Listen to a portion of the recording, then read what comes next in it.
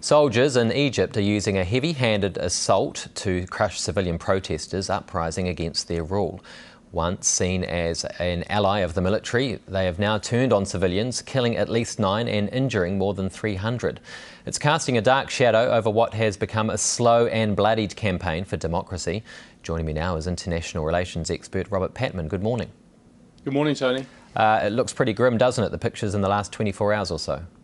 It looks very grim. Something like 10 people have been killed and more than 200 injured in clashes between the military and protesters during the last 3 days. What's happened? Well, essentially, the protesters, we're in the middle of a multi-stage parliamentary election process. We've just had the second stage. The Islamics, the Muslim Brotherhood have emerged as the major party, and the religious parties have done well.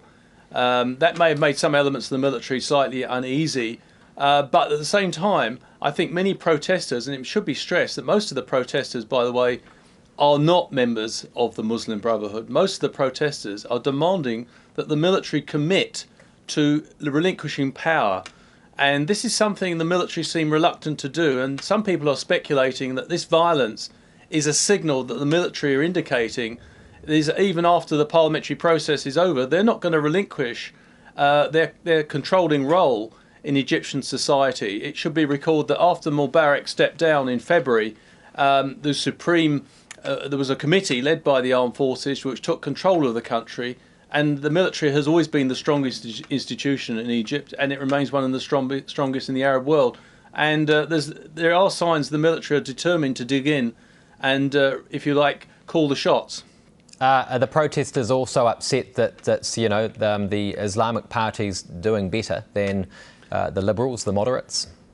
I don't detect that so much. I think the Muslim Brotherhood have been, for a long time, they were sort of operating clandestinely or covertly in Egypt, but they've been organised since the 1920s, so they're expected to do well.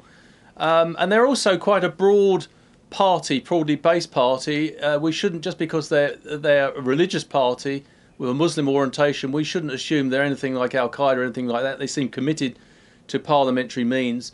I think one of the things I think disturbed many of the protesters, particularly young protesters, is the military believed that their role. Remember, the military provided the basis of dictatorships going back to much of since the 1945 period, since the Second World War.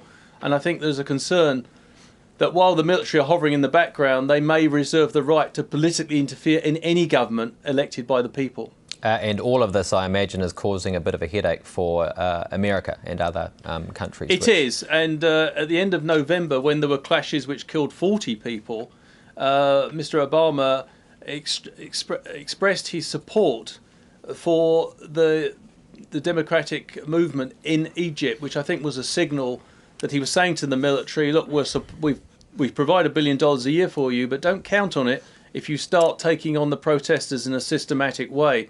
Well, quite frankly, the situation now is quite different, because the clashes which have just occurred have involved the military directly. In the end of November, the clashes occurred between the hated military police, which were instruments or tools of Mubarak.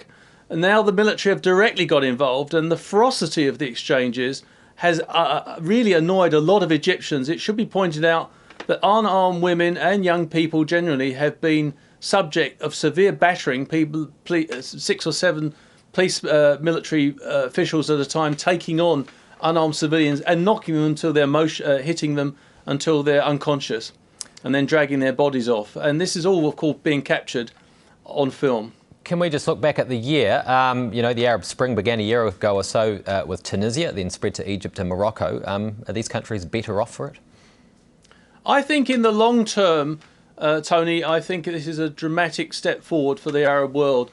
It seemed to many observers that the Arab world had been bypassed by the process of democratisation, which seemed to engulf much of the world after the end of the Cold War. Eastern Europe democratised, Africa has democratised to some degree, and Asia has. And now it's hit the Arab world. I think that's a welcome step forward. With the removal of some of these dictatorships, at least in theory, the way is open to create a more efficient economic system for these people. And I think one of the motivations for many of these protests is to get a better standard of living in these countries. Okay, Robert Patman, thanks so much for your time. Thank you.